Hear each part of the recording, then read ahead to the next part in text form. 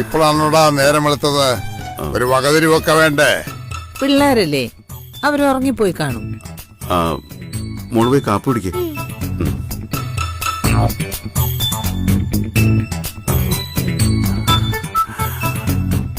ഉറങ്ങിപ്പോയി കാണൂന്നല്ലേ അമ്മായി പറഞ്ഞത്?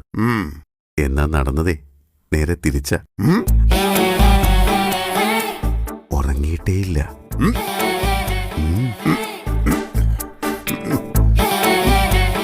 നീ ഒന്നിങ്ങൊന്നേ.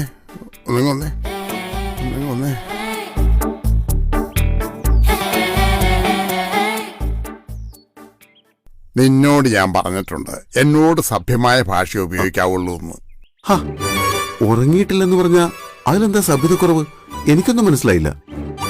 എടാ, ഏത് വാക്കും രണ്ടർത്ഥത്തിൽ ഉപയോഗിക്കാം. ഉദാഹരണത്തിന്, നിനക്ക് പണി കിട്ടും എന്നത് നിനക്ക് ജോലി കിട്ടും എന്ന അർത്ഥത്തിലും പറയാം, അല്ലാതെ നിനക്ക് എന്തെങ്കിലും സംഭവിക്കും എന്ന അർത്ഥത്തിലും പറയാം. അതുപോലെയാണോ ഇത്? എടാ, ഇത് അതിലും വൃത്തികേടാ.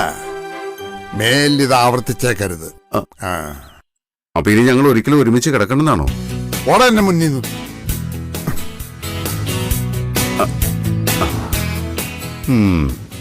എന്തായാലും അമ്മാവനെ സമ്മതിക്കണം. എന്തിന്? ഇങ്ങനൊരു കിടിലൻ മോളുടെ സ്രഷ്ടാവല്ലേ.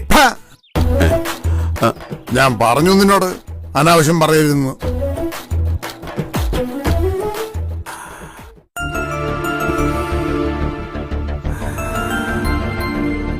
അനാവശ്യം പറഞ്ഞതല്ല. വെറും പെണ്ണല്ല സീത, ദേവതയാ. മനസ്സിൽ വെച്ച് ആരാധിക്കാൻ മാത്രം പുണ്യമുള്ളവൾ.